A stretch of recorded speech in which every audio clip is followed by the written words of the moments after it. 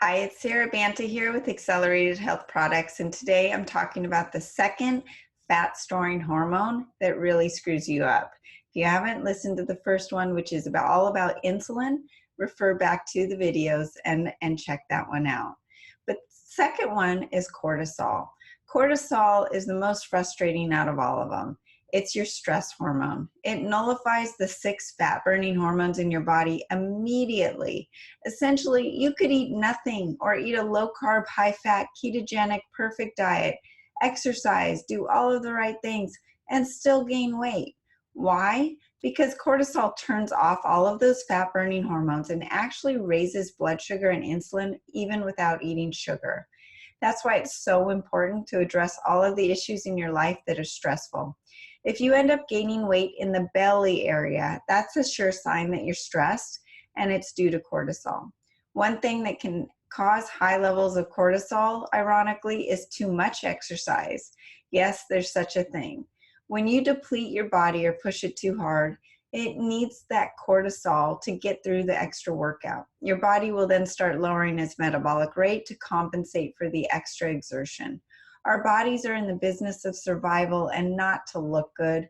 So if it thinks that it's not going to have enough fuel for the amount of exertion, it will slow down its burn rate and start using cortisol from the adrenals to push through that extra intense exercise.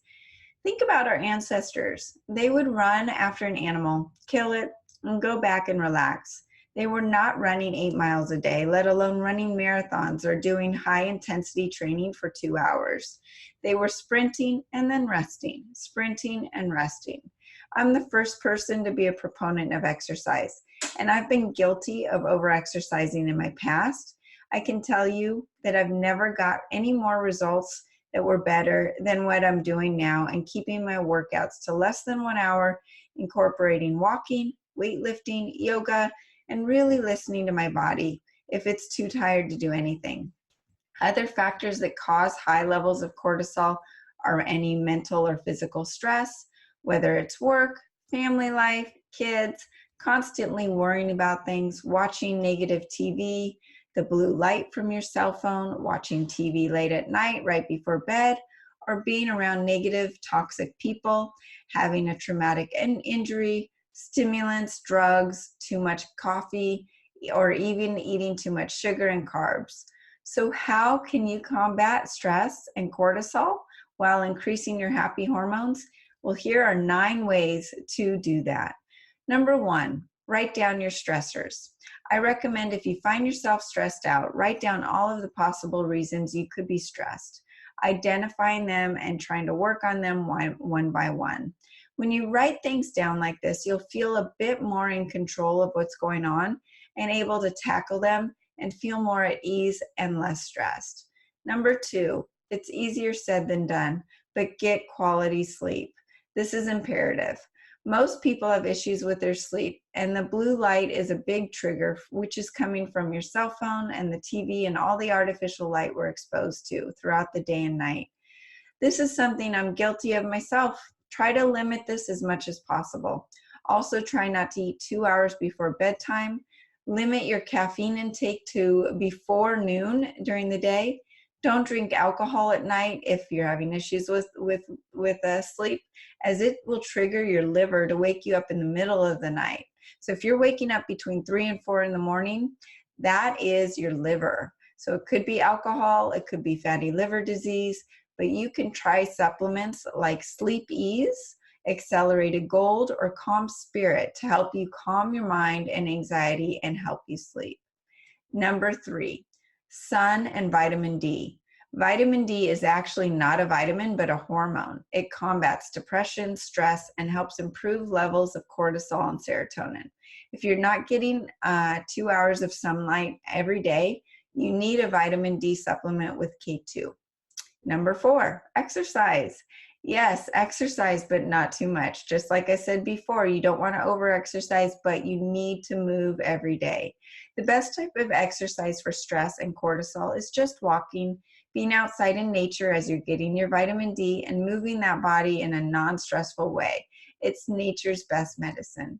If you feel up to it, I encourage you to try HIIT training twice a week And yoga is amazing for the mind-body connection and really checking in with yourself as to what your energy is and where your stressors are. Number 5, have fun. Laughing, having fun, listening to music, all of these things reduce cortisol. They're good for the body and the soul. Number 6, vitamin Bs, all of them. Niacin turns into tryptophan, and tryptophan is a precursor to serotonin. All of the vitamin Bs are essential for energy, so without them, your body turns to its reserves and its adrenals and burns out cortisol. The most natural place to get vitamin Bs are animal proteins. So if you're a vegan or a vegetarian, you need to supplement with nutritional yeast or a supplement called Oxalate, which I carry, and it covers your amino acids and vitamins and minerals as well. Number 7, intermittent fasting. If you have IBS or digestive issues that inhibit serotonin, intermittent fasting will help you heal the gut, correct your digestive issues, and help improve serotonin production, which will also help with cortisol. It helps stabilize your blood sugar and insulin, the number 1 fat storing hormone, which also will help in turn lower out and level out your cortisol production. Number 8, exogenous ketone supplements and the keto diet. When you eat a ketogenic diet, and even utilize a keto supplement, which puts your body into ketosis within 30 minutes, you shut down the insulin production, which increases GABA to calm your brain down and reduces your stress. I explain it as feeling like my problems are 20 feet away from me instead of right in my face. That overwhelming feeling of stress goes away. I support the supplement with a low-carb, high-fat diet, which feeds my brain and those awesome fats that calm down my brain and help relax my body, heal my gut so that my hormones start producing what they need, including dopamine, serotonin, and GABA. And as I do this, I'm also reducing the insulin, which is then in turn reducing the cortisol production. If you do this without the keto supplement in the beginning, you actually might feel a little more stressed because you're switching fuel systems from a high carb and sugar diet to a fat diet. Your body has to learn how to burn fat for fuel. The keto supplement just makes that transition much easier. If you do it without the supplement, expect to have low energy for about 2 weeks. Number 9, heal that leaky gut. Leaky gut is the cause of anxiety and low serotonin. And leaky gut is caused by sugars, carbs, junk food, in addition to the environmental toxins we're exposed to. So as you're switching to a ketogenic diet, cutting the sugars and the carbs out of your diet, you want to heal the gut with supplements like Restore, which goes in and mends those tight junctions in the gut, which allows the gut to then start producing the proper happy hormones like serotonin, GABA, and dopamine. As your body's doing this, cortisol levels drop. So these are my 9 tips to help balance out your cortisol levels and reduce stress. If you have any questions for me, Sarah, email me, sarah@acceleratedhealthproducts.com, or just through the website, acceleratedhealthproducts.com. Thanks.